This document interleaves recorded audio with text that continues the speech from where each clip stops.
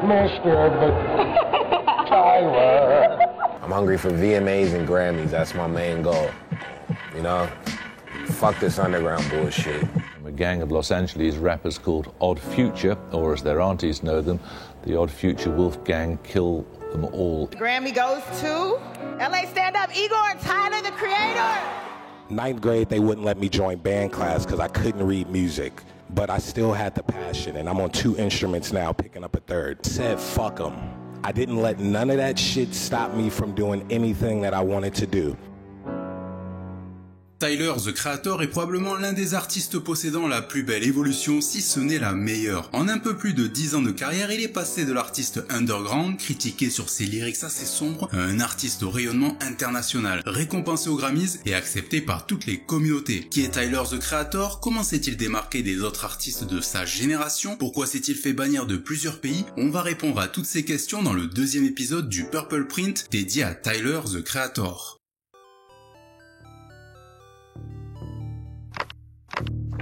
Je connais un malheur ambiant. Contrairement à la majorité des rappeurs américains, proches de lui ou non, Tyler n'a pas vécu dans un quartier rempli de gangsters où il devait vendre, braquer ou faire toutes sortes de choses illégales pour s'en sortir. Tyler Gregory Okonma est né le 6 mars 1991 dans la ville de Ladera Heights en Californie. Une petite ville tranquille de Los Angeles bien loin de la réputation de Compton ou autre. Sa mère est américaine mais également canadienne, tandis que son père est nigérien. Il n'a jamais connu son père, il l'a rencontré une fois lorsqu'il avait 12 ans mais il s'en souvient pas réellement. Sa sœur et lui seront élevés par sa mère, et c'est pourquoi il va vouer une haine à son père, notamment au début de sa carrière musicale. Et c'est également elle qui va faire naître et développer son esprit musical, en jouant beaucoup de jazz à la maison. Tyler, à 7 ans, déjà était passionné par la musique. Il crée des albums imaginaires à partir de magazines qu'il découpait pour les insérer dans des blisters vides. Puis il réalise également des tracklists en trouvant des noms, etc. C'est à l'église que sa vie va prendre un premier tournant. Ennuyé sur place, il demande à sa mère si Dieu existe. Elle lui répond qu'elle est chrétienne, mais que lui pouvait croire en ce qu'il veut. C'est donc ce qui va ouvrir les yeux de Tyler qui a 12 ans. Il va vouloir faire de la musique son premier objectif. Sa mère va bien évidemment le soutenir car elle va l'aider à se procurer son premier logiciel de production musicale Reason pour qu'il puisse commencer à faire des instrus. Au même âge, il va se découvrir une autre passion, le skate.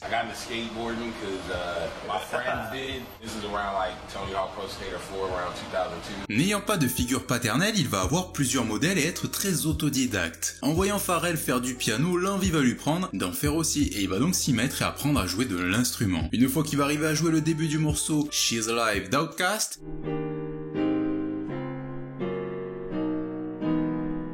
il va décider d'apprendre à jouer d'un autre instrument. Cette fois-ci, ce sera la batterie. On peut se demander où il trouve le temps d'apprendre tout ça. Et bien durant son enfance, il va passer énormément de temps seul. Avec sa mère, ils vont beaucoup déménager à tel point que Tyler ira dans 12 écoles différentes en 12 ans. Les deux vont se séparer pendant 4 ans, car celle-ci vivra à Sacramento, tandis que lui va rester en Californie pour dormir par terre chez sa grand-mère. Et c'est dans cette période-là qu'il va commencer à rencontrer ce qui deviendra par la suite Odd Future. Cette période va également être très difficile pour lui car il va manger très peu, parce qu'il n'avait plus d'argent et sera parfois obligé de voler dans des voitures pour se nourrir. Après il va être diplômé du lycée, il va trouver un travail à FedEx, qui va durer que quelques jours, puis il va s'enchaîner avec Starbucks. This lady named Cindy, she was a new manager, she hated on me, and she fired me, and I hope she's watching because I still hate her.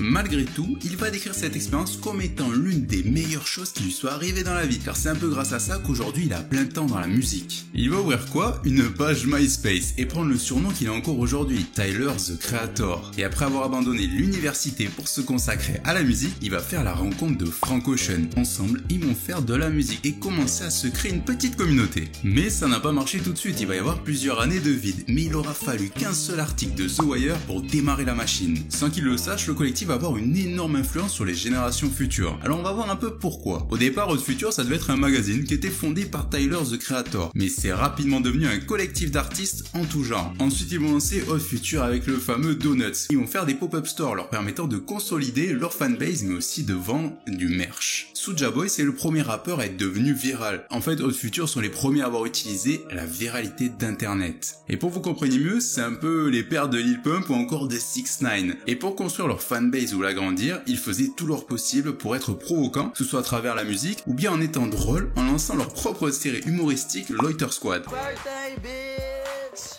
So you just gonna bring me a birthday gift on my birthday to my birthday party on my birthday with a birthday gift? Happy birthday. Bitch. Musicalement, ils ont réussi à connecter une partie de la population qui était totalement oubliée par les rappeurs traditionnels. On les appelle les hypebeasts. Ils vont donc leur vendre leur personnalité à travers de la musique ou encore du merch. Et à cette époque, en fait, ça n'existait pas. Aujourd'hui, avec les réseaux sociaux, c'est devenu normal. Les gens essaient de se construire d'abord un personnage avant de proposer de la musique. On a déjà fait une vidéo à ce sujet, donc je pense que j'ai pas besoin de m'attarder dessus. Alors oui, ils ont une vraie influence, mais le collectif a surtout été très critiqué, notamment à cause de leurs lyrics, qui sont un peu à la Eminem. D'ailleurs, pour l'anecdote, c'est Christian Clancy, ancien consultant de The Game et bien sûr d'Eminem, qui va manager le groupe et Tyler. Et ce dernier va construire sa carrière sur une seule chose, la provocation. Après avoir fait des passages sur MTV ou encore The Fader, le groupe va décider de sortir son projet en 2008. Et dans la même période, il va lancer sa chaîne YouTube. Elle est encore en ligne aujourd'hui, vous pouvez aller voir et on peut y retrouver plein de vidéos un peu bizarres, on va dire. Et il va en profiter un an plus tard pour sortir son premier projet, Bastard. Avec ce projet, il va continuer de s'attirer les foudres, car il a des lyrics qui faisaient la promotion du viol, de l'homophobie ou de la misogynie. Et dans le projet, on pourra même trouver un son où il se met dans la peau d'un tueur en série, Ted Bundy.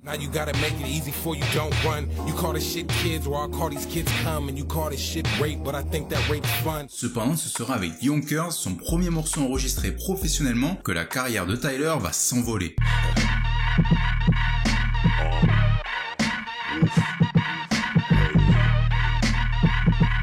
Tout sera réuni dans ce morceau et il va même faire un passage télévisé où il en profite pour mélanger, comme à son habitude, provocation et humour.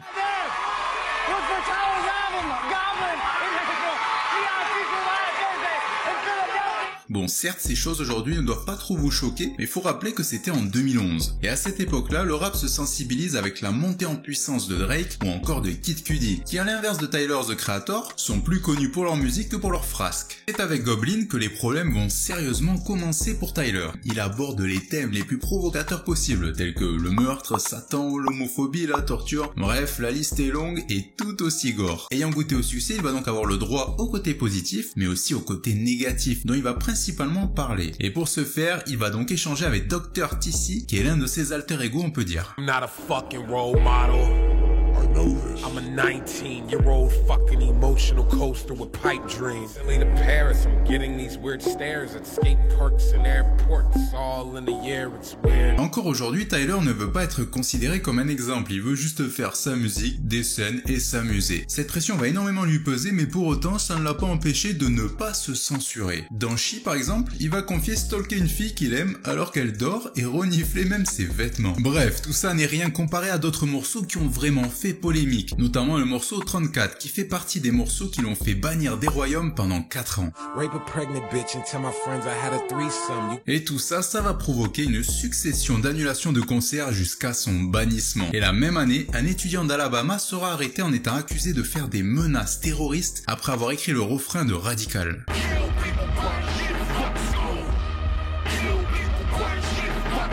Et le pire dans ce bannissement, c'est que Tyler, dans ce même morceau, les prévient. Il prévient les auditeurs. Hey, don't do anything that I say in this song, okay? It's fucking fiction. If anything happens, don't fucking blame me, white America. Que ce soit Dr. TC ou encore 34, les deux sont des personnages de fiction nés du subconscient de Tyler. Et celui qui est connu surtout pour son homophobie fera son coming out quelques albums plus tard. Mais avant d'en arriver là, finissons le chapitre Goblin, qui a eu une grosse influence sur l'une des plus grandes stars de notre génération. This album changed my whole everything. Grâce à ce projet, il va enchaîner les récompenses, que ce soit à travers la série Loiter Squad ou avec Hot Future, qui vont prendre une toute autre dimension. On va parler de mainstream. À côté de cette image démoniaque, voire violente qu'avait Taylor dans sa musique, ils vont découvrir une facette plutôt gentille et plutôt drôle. Yo, shut the up. Who the are you? You're late. I'm already smashing, man.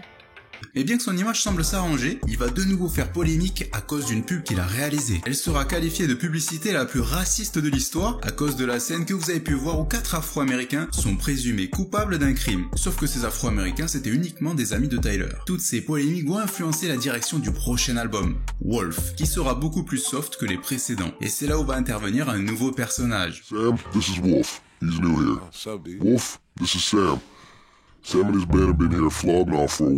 Je pense que vous l'avez remarqué, Tyler ne laisse rien au hasard. Par exemple, on peut prendre Flog Now, qui est un campus dans sa musique, et ça va devenir le nom de son festival. Il est devenu plus mature en quelque sorte. Il va pas mal regretter cette époque de Goblin, et va donc s'éloigner de ce contenu provoquant et bruyant, mais Tyler reste Tyler. Celui qui ne voulait pas être l'exemple va le devenir malgré lui, et c'est en faisant une conversation avec un fan qu'il va se rendre compte de l'ampleur de son influence. Six Fags came up and said, "Hey yo, can we get a pic?" I said no, and they said, "Oh, it's Wolfgang." Tyler va se devoir de donner l'exemple. Il est coincé entre la personne normale qu'il veut être et le fait de ne pas être vu comme un débile profond. Il va donc continuer son évolution, et lui qui avait comme inspiration Lil Wayne va devenir lui-même à son tour une inspiration. First of all, Tyler changed the game. Et c'est là où on arrive avec Cherry Bomb, un album beaucoup plus joyeux et notamment le préféré de Tyler. Ça va à l'encontre de tout ce qu'il a pu faire auparavant, avec une petite dominance punk rock. Avec la sortie de ce projet, Tyler se sent plus épanoui, il se sent plus heureux et il s'accepte enfin. Sauf que les problèmes vont le rattraper car c'est à ce moment-là que son bannissement du Royaume-Uni va prendre effet suite à ses 2 premiers albums. Nous entrons donc dans la nouvelle ère de Tyler, the Creator.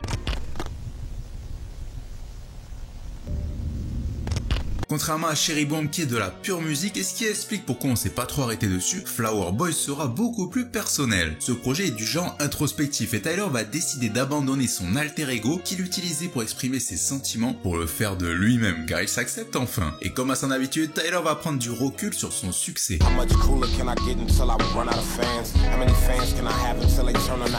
Il est très adulé par ses fans comme étant trop cool, comme étant précurseur, mais Tyler semble avoir peur de vieillir, de ne plus être assez cool et que cette même fanbase lui tourne le dos à un moment donné, jusqu'à qu'il devienne obsolète, et c'est probablement pour ça qu'à chaque projet, il repousse les limites de la création en proposant toujours quelque chose de nouveau. Et là on arrive à un point très important, celui qui avait été critiqué pour son homophobie va cette fois-ci prôner la féminisation du rap.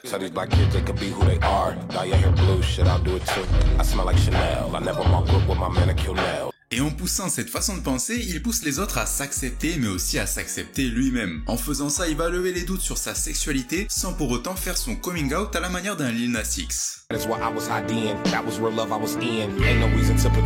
Tout comme cette sexualité qu'il a pu refouler, il en va de même pour ses sentiments.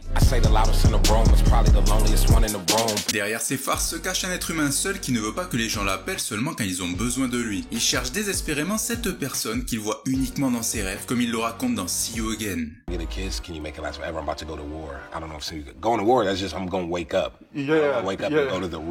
C'est ainsi que naîtra Igor, cet album dédié à la personne qu'il aime mais qui est coincé dans un cercle amoureux. Et ce cercle amoureux semble se composer d'un homme qui est en couple avec une fille. Tyler devient donc ce qu'il a pourtant critiqué au début de sa carrière. Tyler s'impatiente, il veut être choisi par la personne qu'il aime car il sait que c'est pour le mieux. Malgré tout, il ne veut pas que cette personne la quitte malgré la pression qu'il peut lui faire ressentir par rapport à son choix. Et dans la suite du projet, il va se rendre compte de la toxicité de cette relation, mais il ne veut pas pour autant s'en défaire jusqu'à sa libération.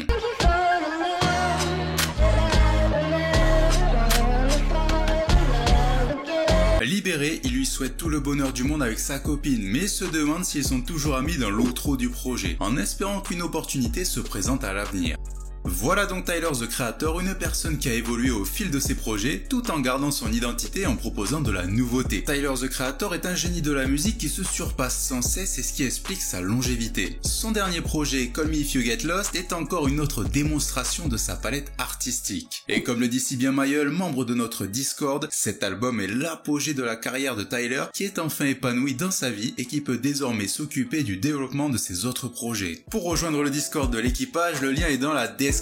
Merci d'avoir regardé cet épisode, j'espère qu'il vous a plu. Comme d'habitude, abonnez-vous. On se capte très vite pour une prochaine vidéo. Peace.